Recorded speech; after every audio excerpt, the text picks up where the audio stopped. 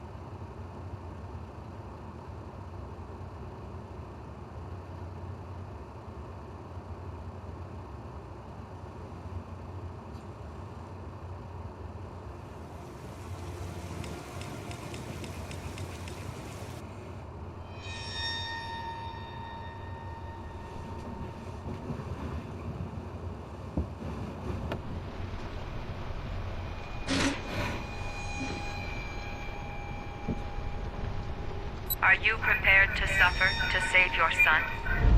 You have 5 minutes to cut off the last section of one of your fingers in front of the camera. If you succeed, you will get your reward.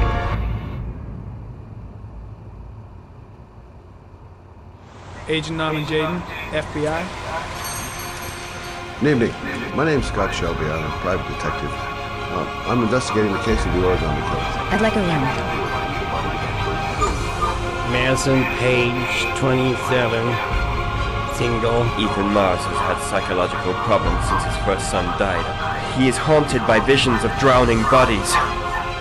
A few weeks ago, after one of our usual sessions, I found this on the floor. It must have fallen out of his pocket. Ash, I want you to assign every available man to finding Ethan Mars. I want you to keep an eye on the train stations, the airports, the bus terminal. I want every cop in the city on his ass, so that if he moves, we know about it. You're gonna die, you son of a bitch! I swore on my son's grave that I would kill the man who murdered him. I just don't believe he's guilty. Your other son, Mrs. Shepard. What was his name? Everything I did for love.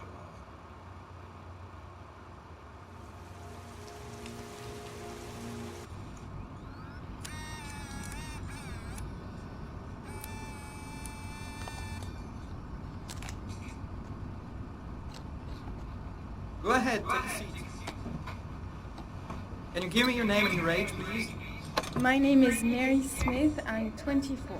Have you ever taken any acting lessons, Mary? Not really. I couldn't afford it, but I watch a lot of films and I learn so much by watching them. Have you shot anything recently? I've had a few bit parts, little things here and there, nothing very serious for the moment. I'm always too tall, too short, wrong hair. There's always something wrong with me. Okay, have you learned your lines? Yes. Let's get started. Mark it, please. Casting Heavy Rain, actress Mary Smith, take one. And action. The first time I saw you, I knew you were the one. I thought these things only happened in the movies, you know?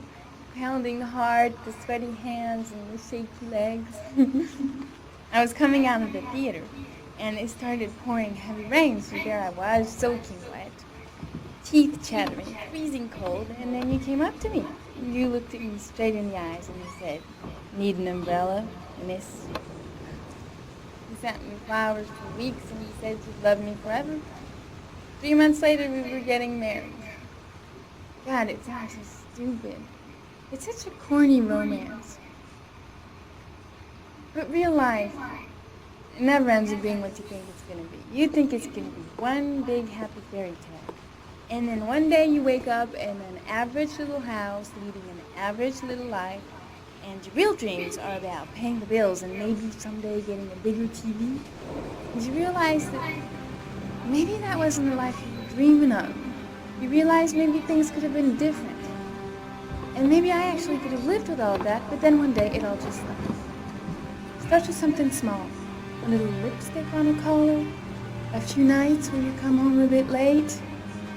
At first I tell myself that I'm crazy, that you would never do such a thing. But just to ease my mind, one night I follow you as you leave the office. I follow you to the CD hotel where you meet the girl. And then my whole world falls apart.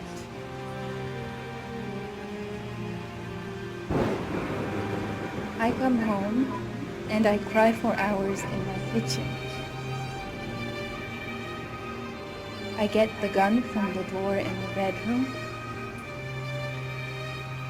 and I tell myself that if this is all that life has to offer me, then I can do without.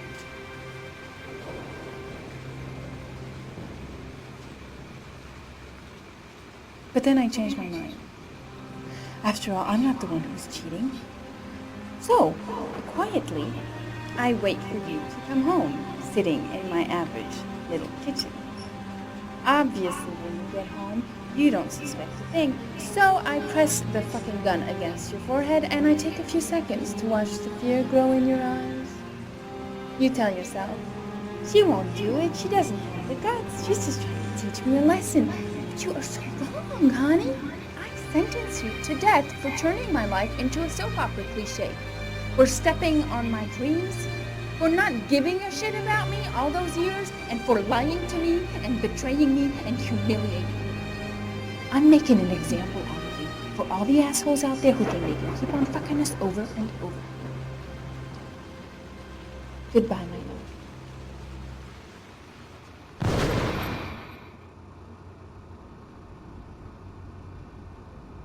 So, how was it? Very nice, very nice. You think I might stand a chance? Someone will get in touch with you and let you know. She wasn't too bad, huh? Doesn't matter, she's too tall for the part. Next!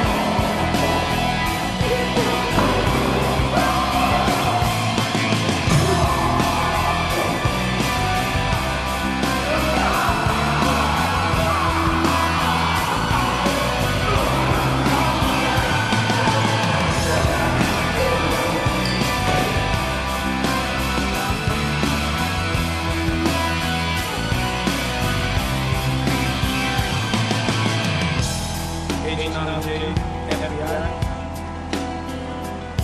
You got a badge or something, Mr. Jade? Yeah, of course.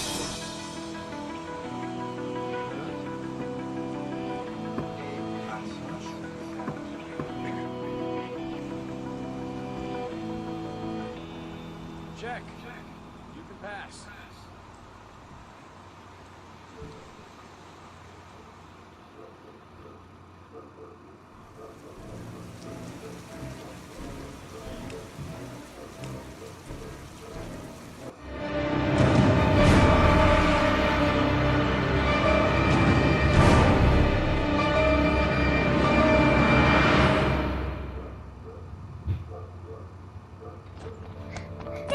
Hey, take it easy. You're gonna knock me over.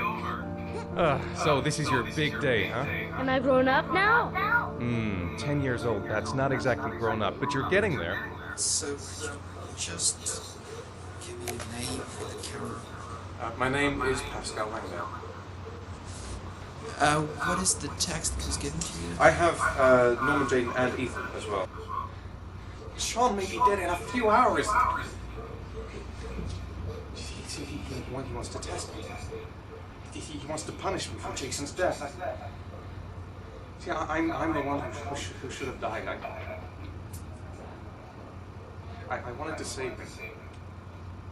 I would have done anything to give my life for his, but I couldn't. Not a day goes by that I don't see his face.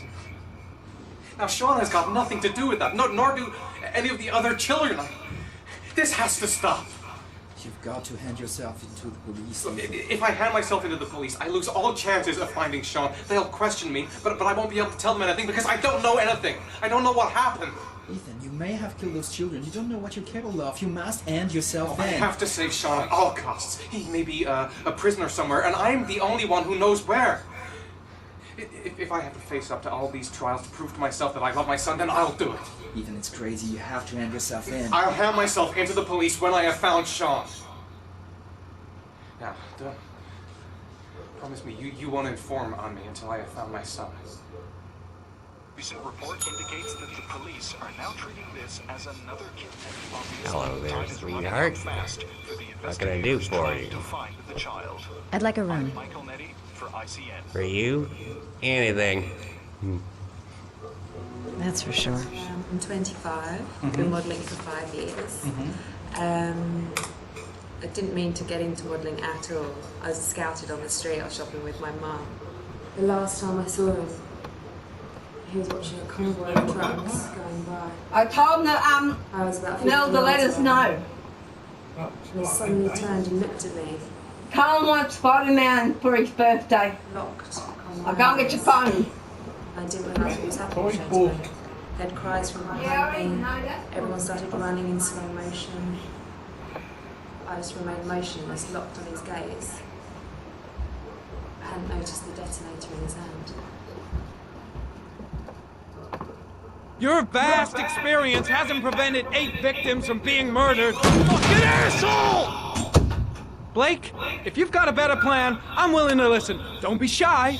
I'm all ears. Leon can do it. Can you tell me a little bit what you've done recently? The last thing I did a thing called Richard the Lionheart for the BBC. Corda confessed. You beat him all night to make him talk. He would have confessed to Kennedy's assassination if you asked him. Your confession is a heap of shit. Corder is not the origami killer. He's a sick child killer, but he has nothing to do with the disappearance of Sean Mars. We have lost time for nothing, and all this time it continues to rain. According to the weather forecast, we've got less than 12 hours before we reach 7 inches of rainfall, and we haven't the remotest idea where Sean Mars is. I bought 10 minutes of your time, didn't I? All I ask is that you use that time to answer some questions. So, this is where you work? Disappointed? No, it's just very different from what I imagined. How do you become a private eye? Well, I was a cop for 20 years, and one fine day my wife decided to run off. So you should see all the faces of the husbands when they first discover that I know that they have a mistress. It's like a little kid, their hand caught in a cookie jar. I could have tripled my salary. If I accepted everything they promised me, just to keep quiet.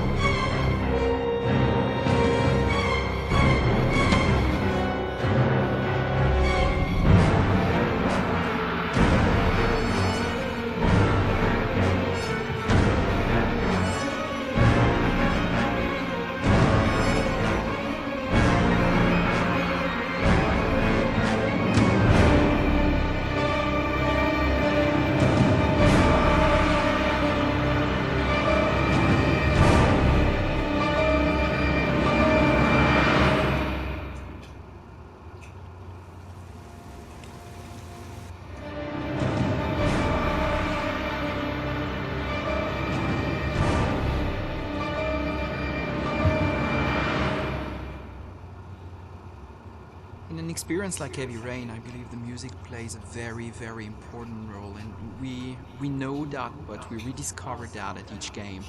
And actually, we believe that music is probably about 50%, if not more, of the impact of the images.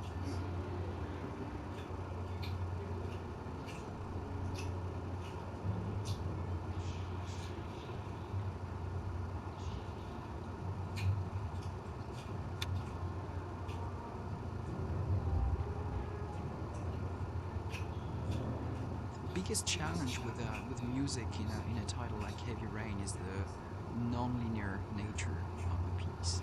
So many actors told us that it was like the work of 3 to 4 movies, and regarding the music, it's exactly the same. It's as much work as 3 to 4 movies because of the non-linearity of the game. So at the same time, you got big volumes to record, but at the same time, you want to keep the same intention, the same intensity, and the same emotion in every single track in the games. That's what the focus has been so far, and I'm really pleased with the result.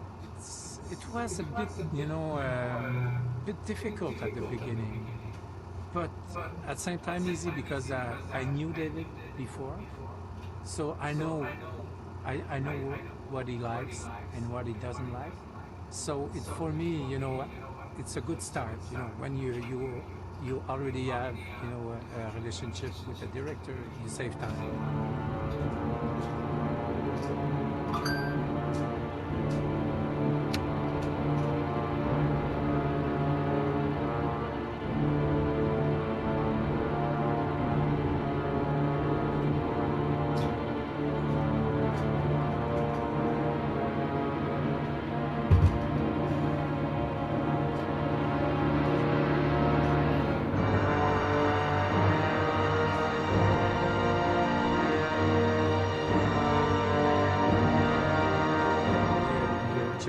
Not to build something that is not there. Everything is there. All the picture, all the details, all the faces, the emotion, the reaction of everybody. So you just have to work as a movie, to be there, just to maybe put a bit more focus about what you should expect on that scene or something like that. But I think in the music it's something, because for somebody sad is something, for somebody else sad is another thing. So it's very difficult that I would say, as Stravinsky said, that it's not really it's not you that you will express something by the music. It's the music itself that will express something. In a process like Heavy Rain, there are some milestone moments, and definitely being here at the Bay Road is one of them. So when I wrote the script, I certainly had notes and soundtracks in my mind, which most of the time is not what you listen to at the end, what you get, but it's definitely better what I hear here today. With a real orchestra, I think that it makes a huge difference to have real musicians and a real orchestra and real